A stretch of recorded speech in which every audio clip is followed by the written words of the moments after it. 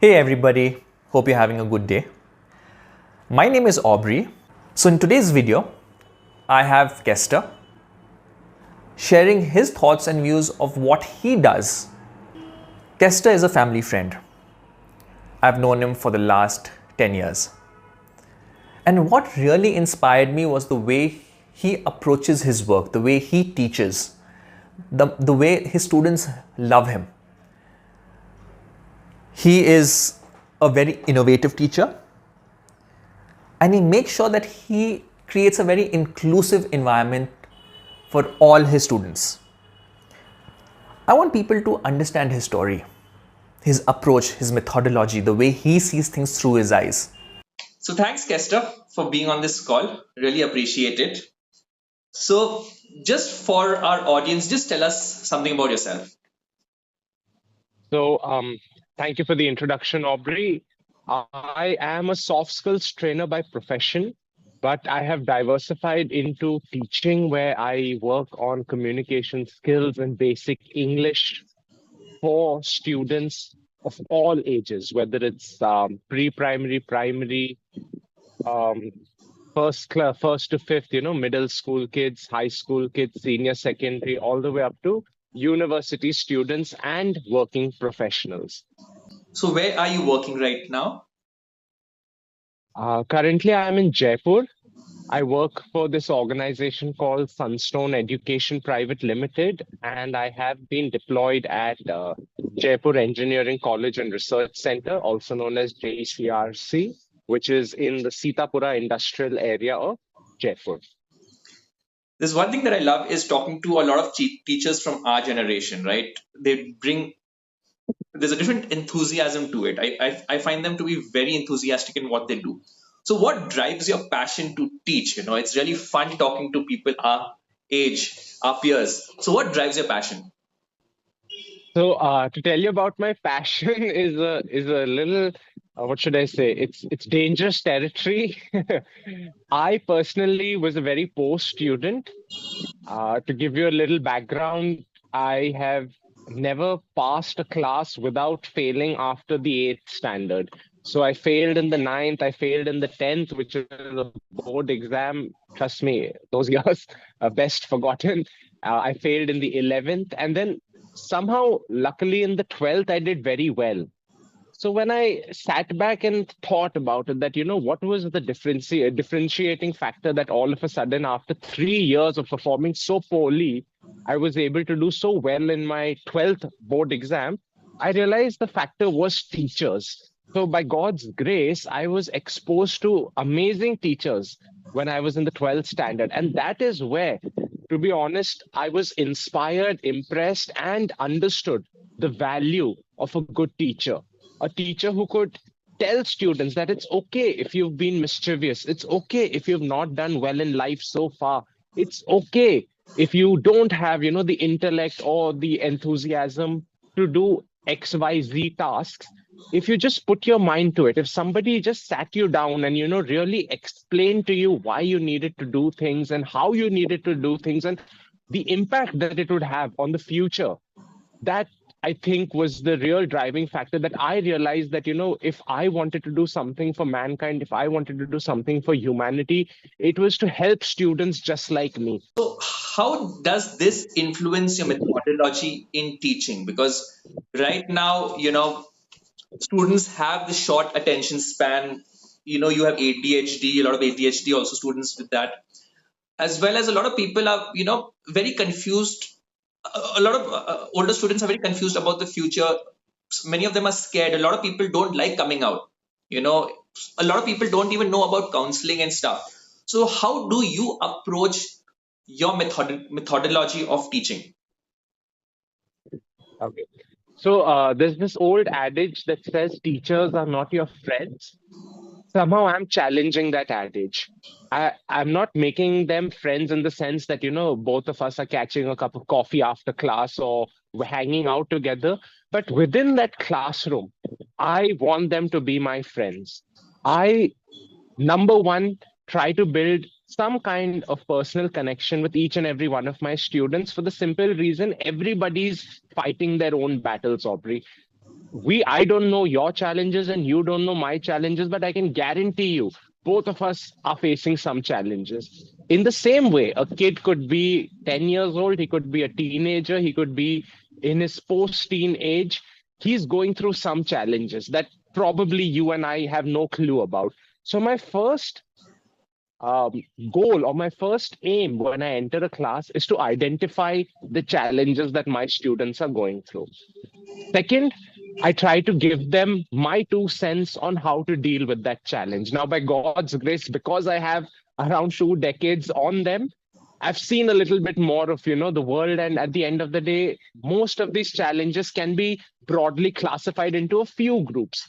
So the steps that kids need to take to overcome the challenges that they feel right now at the end of their world are very basic. And like I said, as you grow older, it comes naturally to you that if you have been unable to do something, the solution is very simple. It's just that in the moment we get lost and we feel like we've made the biggest mistake in our life. But that's rarely ever the case. We always overthink and over we give too much power to the problem which doesn't really exist. So that's my first step. Number one, I try to develop a personal bond, a personal connection with them. Second, I always try to make them identify the enemy. And Aubrey, trust me, technology has done a lot for us, but mobile phones are the enemy. You just mentioned shorter attention spans, you mentioned ADHD. Most of these cases are linked to social media and social media abuse. So I try to explain to them that the enemy is the mobile. And it's a very common, what should I say, characteristic between students, especially of, Gen Z, Gen Alpha. They end up using the mobile phone anywhere on average between 2.5 to 5 hours a day. So this increases obviously with Gen Z, with Gen Alpha right now, due to their parents, they are still able to restrict it up to a certain aspect. But I've seen that parents get so sick and tired and so fed up of everything that's going around them that they feel the solution for a little mental peace. Again, I'm not saying the parents are wrong, but when the parents are so desperate for a little mental peace, the easiest solution is give your kid a screen and he'll sit in a corner for hours on end. So, as an Anglo-Indian, right? How do you see our community? First of all, how many Anglo-Indians do you teach in your college or school? Number one. Number two is, how do you see this community growing, or the future of this community? So, Aubrey, this bonus question can actually be the topic of another discussion altogether on another day. But honestly, Aubrey, what is an Anglo-Indian? Who is an Anglo-Indian? As per my understanding, an Anglo-Indian is basically somebody with European descendants who's living in India right now. Again, it was my grandfather and his father who were Europeans. My father, born and raised in this country, personally born and raised in this country. The only part about Europe that I know is what I see on maps or across, videos or movies. I've never even visited any European country personally myself. I have zero Anglo-Indian students in my classroom. And for the future of this community, I just see it, dwindling and dying a natural death because it has no relevance as per my understanding. Okay, probably in the 1940s, 1950s, 60s, 70s, 80s, it had some relevance because some of those European ancestors were still alive and living in India. Personally, I have a French grandmother who's 91 years old. By God's grace, she's still alive. But, a couple of decades down the line, I'm not even going to have my grandmother. So I literally have no family member alive right now who has any connection to any European culture. All of us, again, my grandparents had all of their kids in India, and my parents have had all of their kids in India. We have nothing to do with Europe.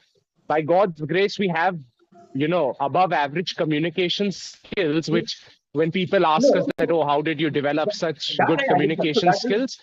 Beside the point of having any, let's forget having any connection with whatever with Europe, right? We have a community. We are Anglo-Indians. We can't forget that, right? So where I am coming to, like for example, in India you have a lot of cultures, you have a lot of communities, which Anglo-Indians had. We had 2 seats that's removed in 2020, right? According to Mr. Ravi Prasad, who said there are only 296 Anglo-Indians, so we are removing the seats, right? Where if you would go to a dance, you'll find more than 300 in a normal get together, right? So as a community where we have to get a little stronger, in the past we had amazing Anglo-Indian schools. We do have that, right? A lot of Anglo-Indians worked in the railways, right?